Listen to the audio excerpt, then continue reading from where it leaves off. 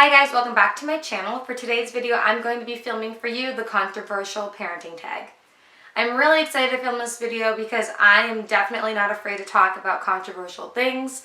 I'm not afraid to share my opinion on anything. I feel like what harm can come from it if you are educated and if you back your opinion with certain facts or just instinctual knowledge of what you believe in. And I think that's something that we all could utilize more when it comes to building our character, is being a little bit more open-minded and accepting of other people's opinion. And we can take what they might know and take what resources there are out on the internet or from professionals and kind of implement them into our own decision making in order to form an opinion. I'm excited because I'm a parent. When you're a parent, you have to make decisions that definitely have a lot of controversial kind of like direction behind it, and that can be hard because you don't really know what is the right or wrong thing to do. But that's the entire point of filming videos like this and speaking, is because then it allows people to kind of have a better understanding of what you believe in and what you think. And I don't know, maybe it could open up the mindset of others to think a little bit more and speak a little bit more. So if you're excited to hear my opinions on controversial topics, then just keep watching. Alright, so I have the kids both in their rooms doing quiet time, nap time. You know, like that's probably not gonna work for the video because they don't take naps. So we're gonna try and keep this pretty quick. And I have all the topics like right here on my phone. I'm just going to kind of put them up here on the screen so that you guys can see. And then I can just get right into answering or commenting on kind of what I believe in or what I think. So this should be interesting. All right, so the first topic. This is going to be something great to start with. Pro-life versus pro-choice. Okay, so to kind of give you guys a little bit of a gist about what I believe in when it comes to things, I am the ultimate fence rider, and that's probably because I definitely see so many strong point of views from either side of controversial topics, but I'll tell you why I'm a fence rider. So when it comes to pro-life and pro-choice, I feel like being a mom now, it's so easy to choose pro-life. Do you know what I mean? Because you kind of know and you can expect what comes out of it. But being pro-choice has so many strong suits, obviously. I don't really need to give information on it because I'm sure you guys have always weighed out the pros and cons in order to form your own opinion. But like pro-choice, I feel like it is your body, and that's great. But then I also feel like if you're going to have intercourse and you're going to choose not to be protected, and I feel like it's just so hard to envision.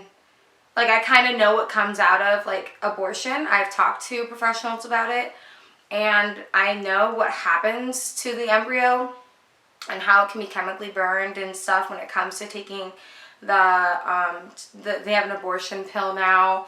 If you wait past 14 weeks, I'm pretty positive you have to actually go in surgically to have an abortion. So I know that, like, it's kind of traumatic. So I guess it's really, like, I don't really have an opinion. I'm sorry, I don't have an opinion on this one. Like, I feel like I'm the ultimate fence rider. I just feel like it's circumstantial. I think you need to kind of be in the moment. I can't really give an opinion because if you're not in the moment to where you're weighing out the pros and cons of each, like, you're actually pregnant and you're thinking about either one, I really feel like no one would ever know what they would believe in and what to do. And that's kind of with all of these, but I've never really been in that type of position. But the other ones I have been in, and I do have strong beliefs on these other ones. So moving on to the next big controversial topic, and that's circumcision. This is huge. With my second born, I didn't know if it was going to be a boy or a girl until the day that I gave birth.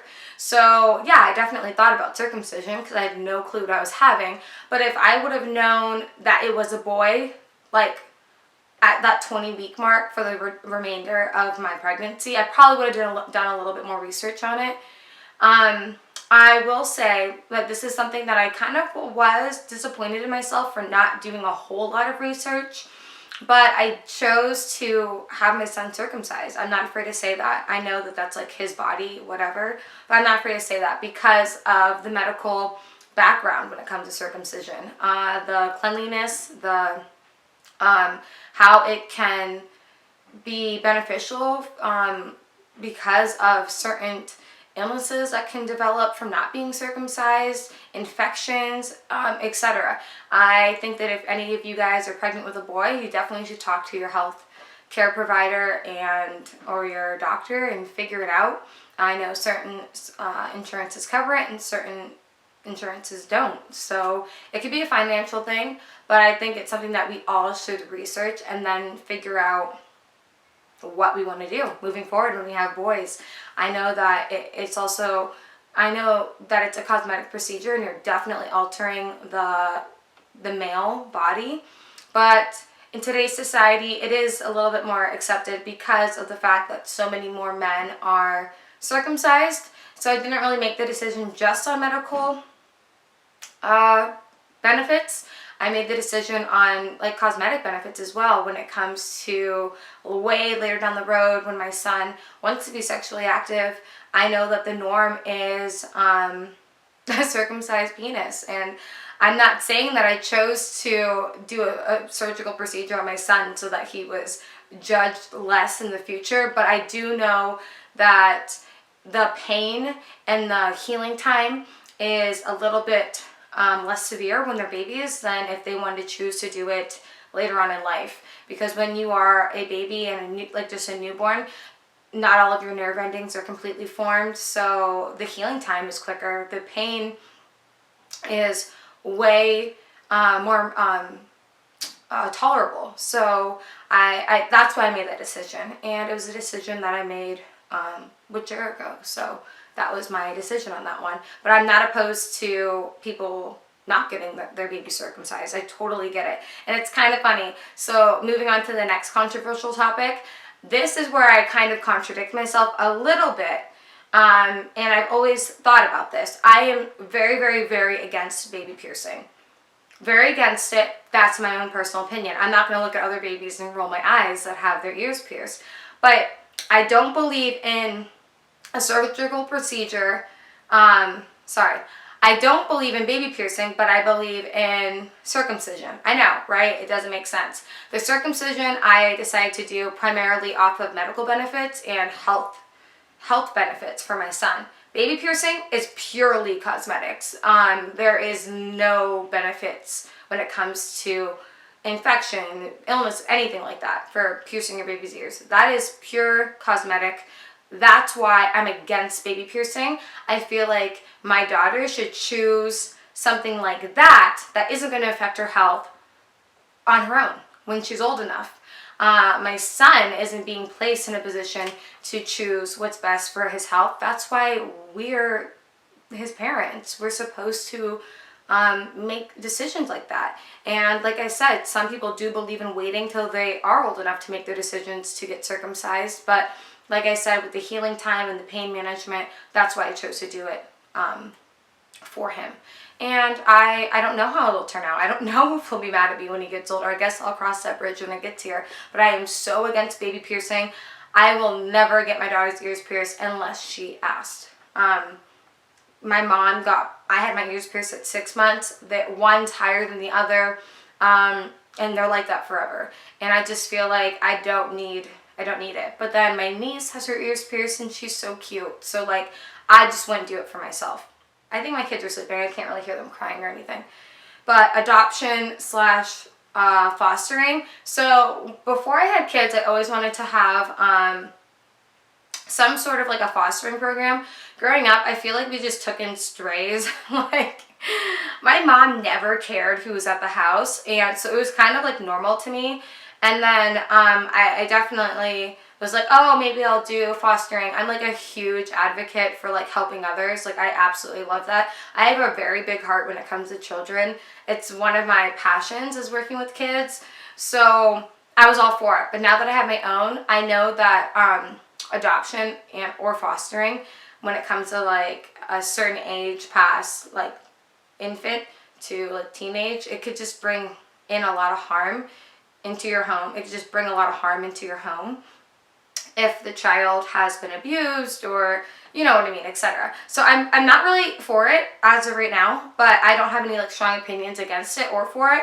I just know that I want my own kids, and then maybe down the road I still might want to adopt or foster. Mostly foster, not adopt. Adopting is very, very, very expensive, and like I already want like 5 or 6 kids. I think that's enough financially. Okay, let's see. Termination of pregnancy due to illness such as like Down syndrome, etc. Okay, again, this is another thing like pro-life, pro-choice. I've had this discussion many times. I feel like I would never be strong enough to go through the pregnancy with a baby that had Down syndrome. But then again, I'm not opposed. I'm the ultimate fence rider for this one. I feel like I have to be thrown in that decision. Again, I love kids so much, and I love babies. I feel like I could see myself choosing either or. I'm very practical, and I also have a big heart at the same time, so I don't know. So that's something that I just would never be able to form an opinion on unless I was put in that position. Spanking. This is the next controversial topic because people either are literally for spanking or for like verbal punishment. So this one I'm against spanking. Growing up in my generation, which it's just funny to say that, but growing up, I was definitely spanked. Like there was like, you know, like the wooden spoon type of stuff, the belt threatening. Yeah, okay. I think that that's kind of like crossing a line with today's like generation when it comes to like raising children. I just don't believe in that, and I'll tell you why. My daughter, Layla, is a very headstrong and tough child. So I've noticed when I've had to spank or put my hands on her or any type of thing like that, she retaliates and actually mimics. And she's hit others, she's spanked others, etc. So for me, it doesn't work. Jericho, he can spank her and she listens fully. She doesn't really hit back. I don't know what it is with me. For my relationship with my daughter, I only really like to verbally discipline, and she listens more like that for me. But when Jericho doesn't, she doesn't really listen when he does the verbal discipline. So, and then my son Star, he never has to get disciplined. I mean, right now we're working on the no phase because he's like touching things and like trying to pull the TV cords out. So we have to like do the no and then the like tapping of the hand, and he cries like he's the ultimate baby. So like we're just working on like disciplining that way with like implementing a little bit more sternness behind our no's. But like Layla is like, she gets both spanking and the verbal discipline. I'm just truly against spanking for Layla, but like you never know. Like it could work with the other kids. I don't have a strong opinion on that one. Okay, next one: breast milk or formula. I'm gonna get so much hate on this one, but it's okay. I am so like into natural and like health and wellness care. And I'm also into like utilizing our resources. So you can do that with formula as well. But if you have the natural resource to produce milk, I feel like you should be breastfeeding your child. But then again, see, fence rider. If you're a working mother or if you're a single working mother, I couldn't imagine the stress and the demand of breastfeeding. I really couldn't. But I believe in trying. I believe in half pumping breast milk and mixing it with formula. I just feel like we should try. And I feel that way towards epidurals versus natural labor and deliveries. I feel like we all should try, but that's my opinion. I'm not going to force pain on anyone. I'm not going to force anyone to become a human pacifier for their baby. But that's just my opinion. I believe that breast is best. I've had talked to people that definitely enforce breastfeeding, and it makes me feel uncomfortable, even though I do agree with it. So I don't really like when people get their like pushy, like they become pushy and like push their opinion on you. I don't like that, but that's just my opinion. I do know a lot of people, like if you have twins, for instance, I know that your body will naturally kind of produce enough milk for twins, but that is so difficult. I couldn't even imagine. I did use formula for Layla because I stopped producing milk. Do you know what I mean? And then with Star, I breastfed him exclusively till he was 8.5 months old. I went back to work and I mixed breast milk and formula until like he was literally a year old. So like I did it, you know, like that's kind of what I believe in. Parenthood isn't supposed to be easy. But if you can afford formula, and I could afford it, but I also believed in like just like the benefits that came with breast milk. So that's my opinion. I'm 100% for breastfeeding. And who knows, like I said, I will try until I cannot produce anymore, is what I'm kind of saying for that one. Co-sleeping. Oh, oh my God. I'm so sorry if you're watching this and you co-sleep. I am like, this is the one thing that I'm like so strongly against is co-sleeping. I know why people do it. I get it. Like, I think if you know me, I'm a huge Kardashian fan. I really like what they stand for. Mostly because of their lack of care when it comes to people's opinions. And I love Kourtney Kardashian because she's the most like humbled one out of all of them when it comes to like being a mother. So she loves co-sleeping. I mean, she's like a huge advocate. I actually follow a lot of people from like back home that co-sleep. And I think you guys are very brave. I mean, if you can make it work, that's great. I just feel like it can ruin your relationship, your marriage, whatever you might be in. I think that doesn't really teach your kids independence. I know that we are supposed to be our kids' protector and their nurturers, but there are boundaries. And I think your relationship is the primary to your family. So that relationship initially should be your number one priority. I fully believe that your partner, your husband, your wife, whatever it may be, should be the base, and that comes before children. I will back that up 100%. Without you two or three or whoever is running the family household being the priority, it kind of falls apart. So allowing your baby or kids or multiples to sleep in the bed with you for extended, like I'm talking like co-sleeping. People co-sleep for like months to like a year. I'm like, I don't know, how are like, I don't get it. And I'll tell you why I'm against it. I'm actually speaking from experience, not just opinion. Layla ended up co-sleeping with Jericho and I, and it wasn't by choice at all. It was complete, like, she wouldn't sleep.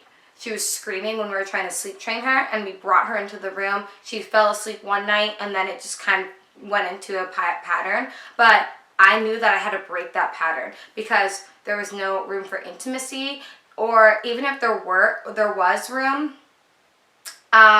you don't want your baby like next to you. That's kind of like, I mean, that's just kind of uncomfortable. Like, do I have to explain? And then also, then you are raising a child that's solely dependent that's solely dependent on your nurturing. I want my kids to be independent children, to teenagers, to adults. I don't need them looking at me for that ultimate comfort at all times. I want them to find comfort in themselves and being alone at times. So I am like 100% against co-sleeping. Never will it happen, ever, ever, ever. But I understand why people do it. I do, because you love your child, but I love my child too, but when they're sleeping in their own bed. All right, we're almost done. We got home / public / private charter school. Okay, so schooling. I am at the moment, I'm definitely for homeschooling. I went to public school. Jericho went to a private school and a public school mix. And I just feel like I'm such a, how do I explain this? I needed more, okay, when it came to schooling. I love school. Like, I will be in school forever. If I'm not like going to school, like an actual university, I'm going to be like always researching things and utilizing my resources for as long as I live. But I feel like I just didn't get enough out of my schooling because it was very limited and government regulated as far as like following certain programs and goals for each month or year of schooling. So that's something that I just found was a big con to public school. I know that from Jericho's perspective, he went to private school and he went to public school. So private school was kind of better for him, he said. Like, you learned a little bit because it was privately funded, so you got a little bit more out of it. But yeah, no, like I like homeschooling. I want my kids to learn, but that's so modern nowadays. Like, well, it's funny. It was a past thing. Like, a lot of people in the past would homeschool, and now it's like coming back and it's becoming more modernized. But like, I love kids. He has like an education background, so I want to homeschool. I'm not opposed to any, to be honest with you. I want to homeschool. The next controversial topic is vaccinations. So this is something I will always be so disappointed in myself for forever, because I can't go back and change my decision. Not saying that I would, but I can't. When it came to vaccinations for Layla, this is very odd that I love researching and I love to be fully informed about what I'm choosing. When it came to vaccinations for Layla when she was a baby, I just kind of like was like, all right, let's get her vaccinated. Like, that was the norm. Like, and I remember when I was like looking at her charts, or like hepatitis B, and this is what's in it, and this is how it's chemically manufactured, and these are the ingredients, and I didn't even know how to pronounce any of them. I didn't even know what it was, but I knew that if she didn't get the shot, she was gonna die. Like, that's kind of like what, and I was 20 years old, and I still believed in health and wellness at that point, and like was a huge advocate for it, but I just wish I wasn't pressured into getting her vaccinated. I just was like signing things off, like, this is the norm, this is what you do. I was conforming to society, and that is the ultimate worst case scenario, and I don't think any parent should choose vaccinations just because it's a societal norm. I'm not saying I'd go back and change my mind. That's not it. I'm saying I'd go back and educate myself so that I felt comfortable and I could back up my decision for getting shots, like, injected into my daughter's like entire system, but even stars. So both of my kids are vaccinated. But with both kids, I never once thought about it. So with this baby, I am going to get her vaccinated.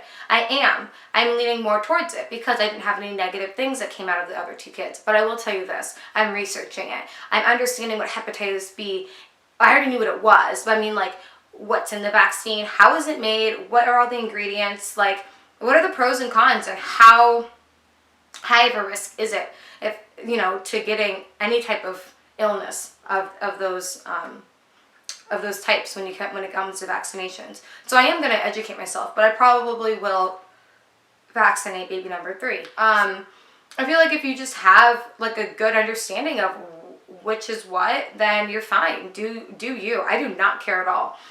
But I do know that a lot of people get their children vaccinated just because of societal norm. And I think that that's just literally ridiculous, like absolutely ridiculous.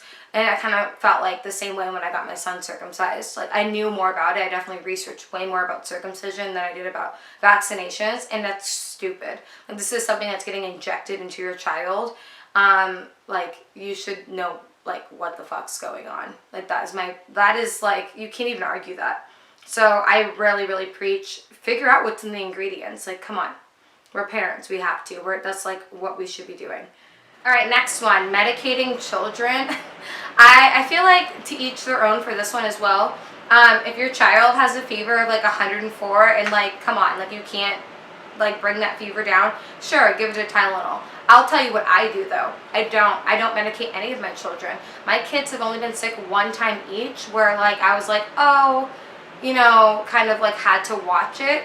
Like, Star just broke out in a fever not too long ago. Like, he was teething and actually broke 103 fever. My kids have never had fevers that high. It got to the point where it would not go down for hours, so I had to make Jericho run and get Tylenol because we don't even have it. So that was a complete, that was a fail on my part. Even if I don't believe in really medicating my children, I'll tell you why I don't believe in it, but if I don't believe in it, I should have access to it for those life or death situations. So I did give him Tylenol for the first time, but he is the only one, and that was the only time where I've ever medicated my children. And I'll tell you why I don't like medicating.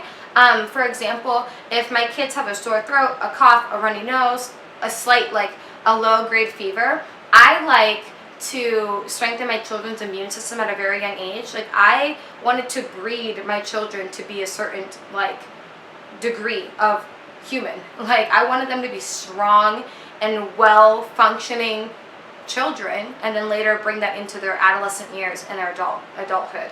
I fully believe that we put so many, like, chemicals and processed, like, foods into our children, and that is why over time, if you believe in Weston A. Price, that's someone I fully look up to, why over generation upon generation the human body has digressed immensely when it comes to size and capabilities and bone structures and dental structures. So I believe in allowing my kids to fight off certain illnesses or sicknesses that are very minor to kind of strengthen their immune system. But like I said, I also don't want my child to die. So Star had a fever at like 103, went to 104, went back to 103 over a couple hours, and I didn't feel comfortable. I gave him the Tylenol and it went down. So like, I'm not here to try and test the limits on my child's health.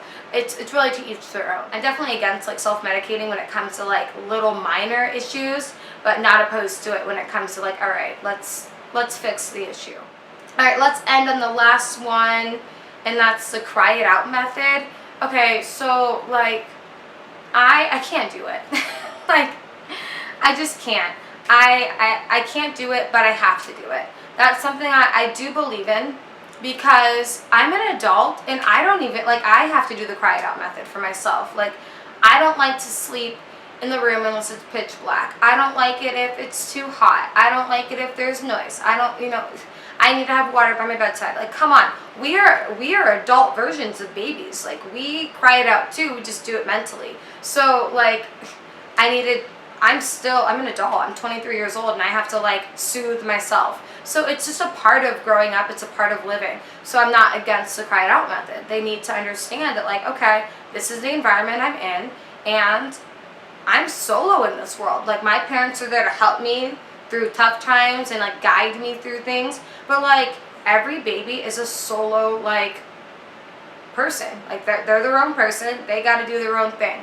So like, that's just kind of what I believe in. I'm not really so hands-on in that factor, but it's very, very hard to hear your baby screaming because they just want to see your face or feel your touch in order to go to sleep. But like I said, we as adults, like, we can't even sleep without our partner, our spouse, or some like absolutely love it, but some people have the hardest time. So if we have to do it and we just have to battle with it mentally, that is their version of battling with it mentally. It's verbal and it's mental, because they don't know how to like put those thoughts into work when it comes to like soothing themselves. They're not as developed as adults are. So their communication is through crying. So that's kind of what eases my mindset of the crying out method, is like, that's just their version of communicating. Our version of communicating is thinking and speaking out loud to ourselves in order to calm us down and soothe us in an environment that we don't feel comfortable in. So yeah, the cry it out method, I'm for it, and it's hard. It is, but that's kind of like life. And I'm not an expert in sleep training, because, I mean, to each their own. Every child is so different. I'm just like really against co-sleeping. So yeah, that is going to conclude the controversial parenting tag. I absolutely loved filming it because I don't care. I don't care like about speaking my opinion into the world. I don't feel like I said anything that was like crossing a line, other than like maybe I might hurt some people's feelings when it comes to co-sleeping. But like, come on, I think those people are they know that people, or majority of people, are against co-sleeping for that reason that I listed. I had good reason behind a lot of my answers, so I don't feel bad for answering anything. But with that being said, controversial topics should be controversial. They should be spoken about and they should be thought about. So I'm excited that I was suggested this video and topic to film. I really hope that you guys enjoyed it. I'm going to be doing another baby names video in one of my next videos. And yeah, thank you guys so much for watching, and I'll see you in the next one. Bye guys.